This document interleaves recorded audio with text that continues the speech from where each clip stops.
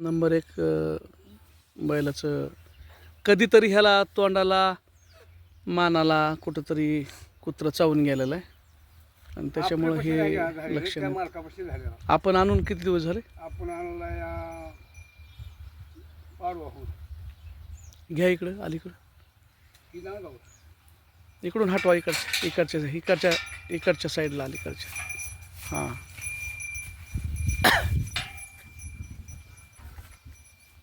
तो बघा कसा त्याचं भान जाग्यावर नाही त्याची लक्षणं बघा टाका वाडा वाडा वाडा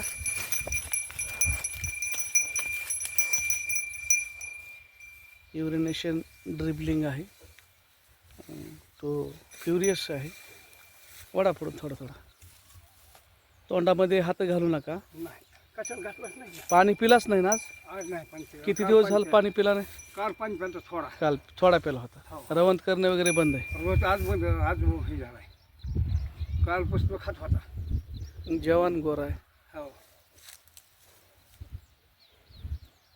हे लुक बघा त्याचे डोळे बघा कसे आहेत ते हां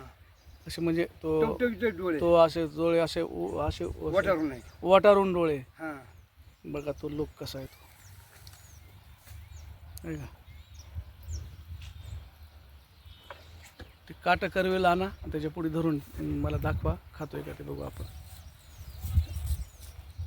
तिथं टाका आडा ह्याच्यात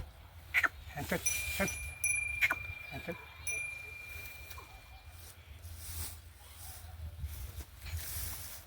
तिथंच आडा टाका बिघडलाय कार्यक्रम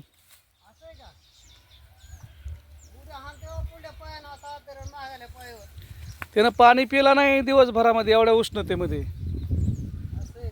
खाणं तर नाहीच समजा ठीक आहे खायचं नाही जोपर्यंत त्याला घोटता येत नाही याचा अर्थ त्याच्या पॅरालिसिस झालाय त्याच्या जिभेला फ्लॅसिड पॅरालिसिसमध्ये असं होतं हायड्रोफोबिया आहे आणि बघा तुम्ही लघवी एक 5-5 मिनिटाला करतो आणि त्याने विकत आणलेला आहे असं 2 पायावरच होतो हा 2 पावर होते असं मागेले पाय पुरून कोड्यासारखं असं असं पाय वर करून असते आणि थरथर करते तो फक्त होणार तो खाणार नाही. झालं तेवढंच काम त्याचं इतका लाटलाटा करायला त्याला असे पण आहे विलाजच होऊ शकत नाही नाही ना